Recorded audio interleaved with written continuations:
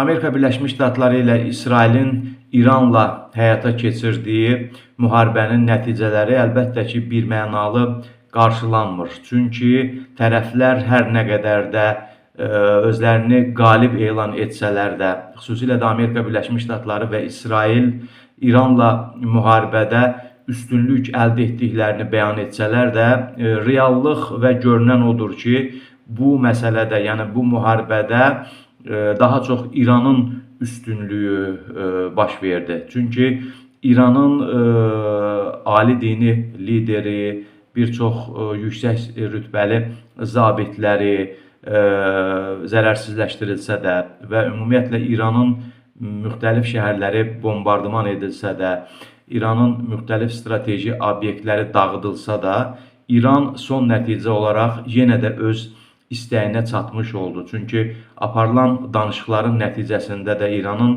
necə qətiyyətli və sərt mövqe tutduğunu bütün dünya ictimaiyyəti açıq-aydın görür. Bugün həm Amerika Birləşmiş Ştatlarında, həm də İsraildə rəsmi şəxslər müharibədə üstünlük əldə etdiklərini bəyan edirlər. Bu daha çox daxili auditoriyanı sakitləşdirmək,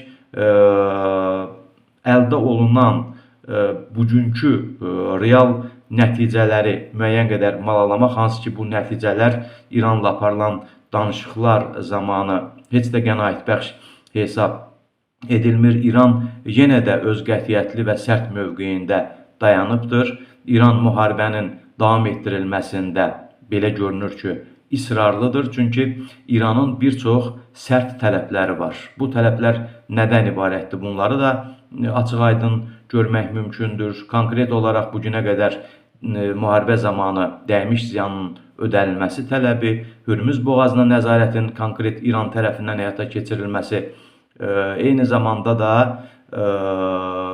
nüvə proqramında, yəni nüvə proqramının davam etdirilməsi ilə bağlı İranın sərt mövqeyi yenə də ortada qalmış olur. Bütün bunları nəzərə alaraq əlbəttə ki, demək olar ki, bugün İran hər an hərbi əməliyyatların başlanması ilə barışır, yəni müharibənin davam etdirilməsindən heç də çəkinmir.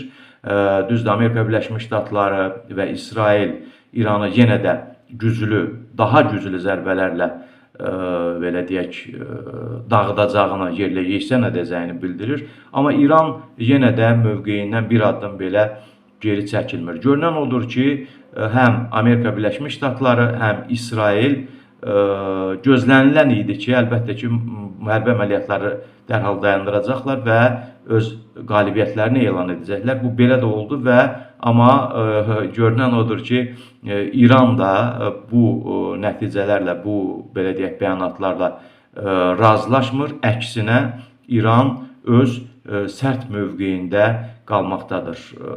Bütün bu prosesləri təhlil etdikdə demək olar ki, hərbi əməliyyatlar hər an başlaya bilər, çünki bölgədə vəziyyət olduqca həssasdır. Danışıqlar masasında elə də ciddi bir nəticə əldə olunmayıbdır. Əgər proseslər bu cür gərgin davam edərsə, gərginlik səngiməzsə, əlbəttə ki, biz müharibənin növbəti və daha da dağıdıcı fazasını izləyəcəyik.